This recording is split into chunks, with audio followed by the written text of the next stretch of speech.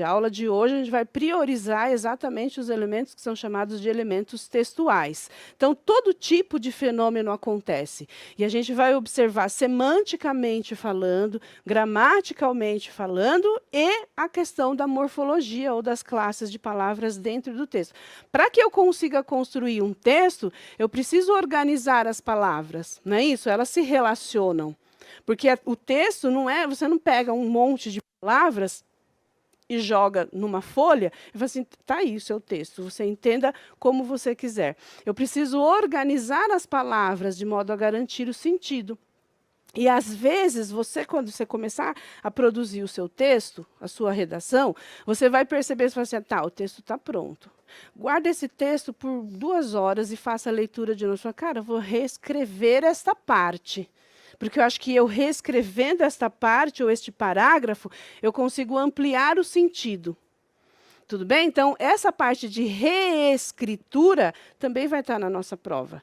Ou seja, eu preciso preservar a ideia, mas eu vou mudar as palavras. E, comumente, essa mudança se dá pelos elementos que são chamados de elementos coesivos, que garantem a coerência e que garantem a progressão textual. Tá? Então, o tema da aula de hoje é exatamente falarmos a respeito disso. Ou seja, quando eu falo de interpretação de textos argumentativos, a primeira coisa que a gente tem que considerar que falta, eu sempre digo que falta isso na maioria dos candidatos ou na maioria das pessoas. É que a gente tem que conversar com quem nos interessa. Fala assim, leitura.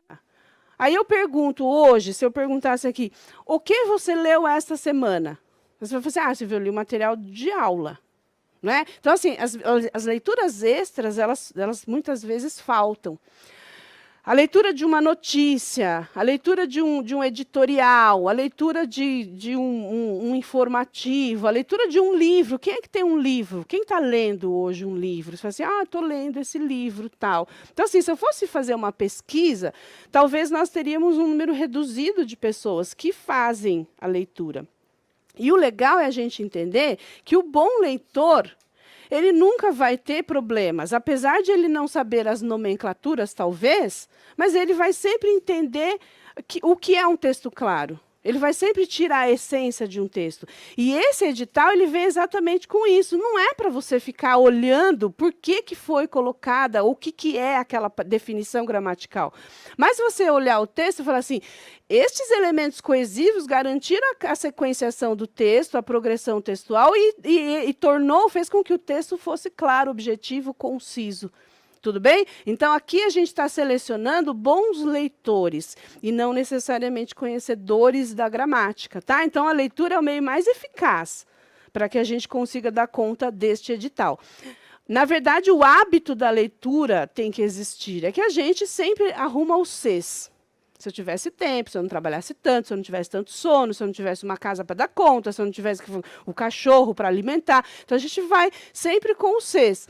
Mas quem quer, faz, não é? Hoje é domingo, vocês poderiam estar, inclusive, participando da corrida que está tendo aí, mas vocês estão aqui. Por quê? Porque quando a gente quer, a gente faz, né? Estar antenado também é um assunto importante. Você não precisa ser um amante da TV. Né? Você fala assim, não tem tempo de assistir TV. Tá, mas você precisa entender que você está inserido dentro de uma sociedade dinâmica e que você precisa entender o que está acontecendo. Para você trabalhar com o que aparece no seu edital, que é a intertextualidade. Não é? Eu vou casar as informações de um mundo real com aquele texto que está aqui. Muitas vezes eu vou precisar fazer esse levantamento dessa situação, desse contexto. E ler é sempre dar sentido à vida e ao mundo. Nas minhas aulas eu uso isso 1000 vezes. Ler é dar sentido ao texto. Se você não consegue dar sentido, você não está lendo. Quando a gente fala assim, por que você gosta tanto de ler? Nossa, eu viajo quando eu leio. Né? Eu fico imaginando os personagens. Eu choro quando aquele personagem morre, ou ele é sacaneado. Eu odeio quando existe ali o vilão. Então, você vive aquilo. Silvia, quando eu leio, geralmente eu leio quando chego na metade da página, já dormi. Né? Então, você fala assim, por isso que eu não leio, porque eu começo a ler e já começo a dormir. Porque você não consegue dar sentido. você não consegue viajar, tá? Então, ler é dar sentido, é dominar a riqueza de qualquer texto, seja ele literário, narrativo, instrucional, jornalístico, persuasivo. Aí, quando eu falo isso, eu já pergunto a vocês, eu sei a diferença de um texto literário para um texto instrucional? Eu sei a diferença da linguagem de um texto literário para um texto informativo? Eu sei selecionar o vocabulário utilizado para fazer um texto dissertativo, argumentativo, ou eu preciso fazer um texto dissertativo expositivo? Será que eu consigo fazer essa seleção? E isso tem no meu edital de novo. Eu vou adequar o vocabulário à situação de comunicação. Quando eu falei para vocês que eu sou amante da linguagem coloquial / informal, porque a gente atinge um maior número de pessoas fazendo uso de uma linguagem mais simplificada. Mas dizer que o agente pode viajar para dentro do meu texto, isso é horrível, você imaginar que do jeito que você fala, você pode escrever. Tudo bem? A não ser que o público a ser atingido seja um público, a intenção do texto seja esse. Deu para entender? Então, a gente está falando também de intenção textual. Quando eu produzo um texto, é uma intenção. Vocês vão produzir um texto com a intenção de convencer uma banca sobre a qualidade da sua argumentação. Quando eu escrevo um texto de caráter publicitário, a minha intenção é convencer o cara a adotar um determinado comportamento ou adquirir um determinado produto. Quando eu conto uma piada, a intenção é fazer rir.